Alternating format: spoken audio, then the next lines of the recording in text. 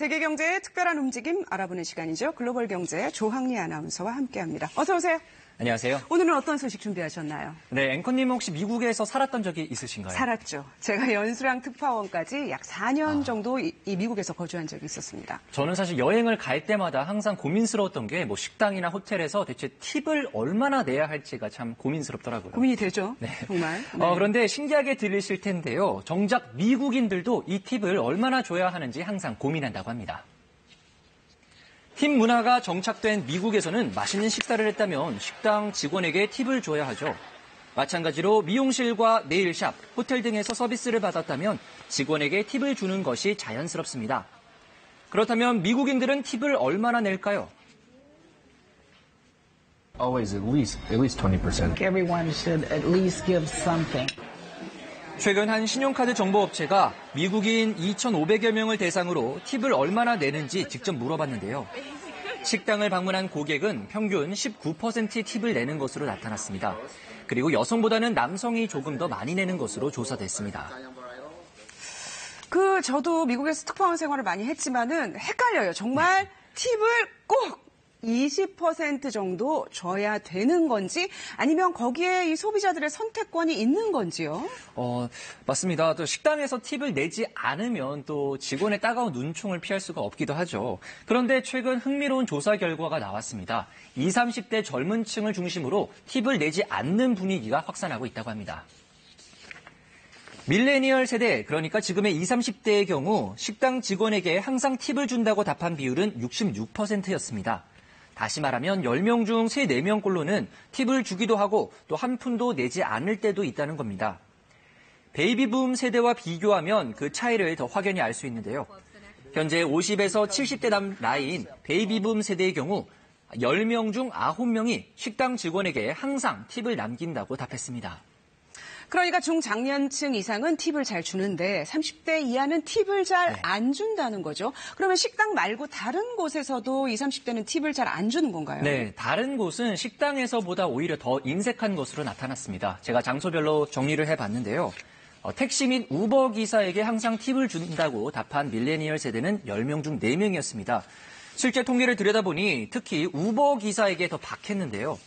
우버 운행 기록 4천만 건을 분석한 결과 20, 30대 미국인 가운데 약 60%가 팁을 내지 않은 것으로 확인됐고요.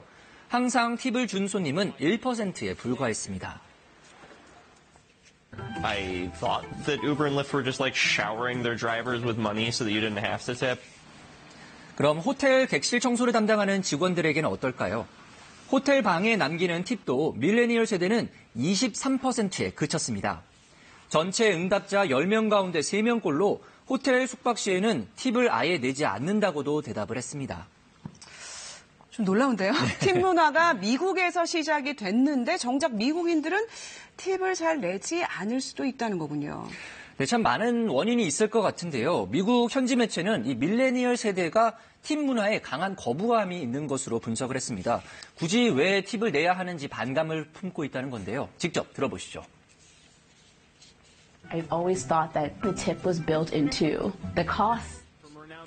이처럼 젊은 세대 사이에서는 팁 자체가 불평등하다는 인식이 강하게 자리하고 있습니다.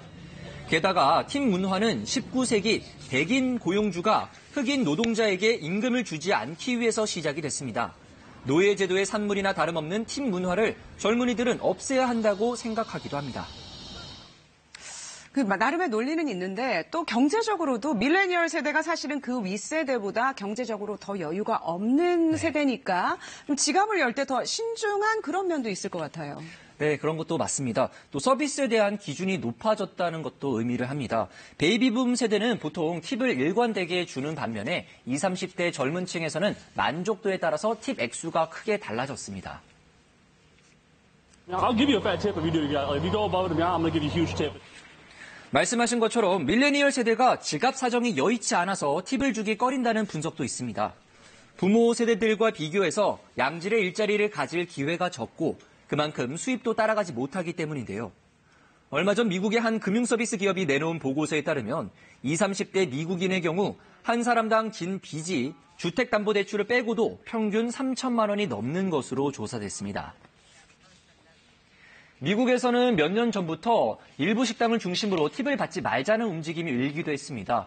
결과는 노팁으로 음식 가격을 올리면서 되려 손님이 뚝 끊겼고 결국엔 흐지부지된 사례도 있습니다.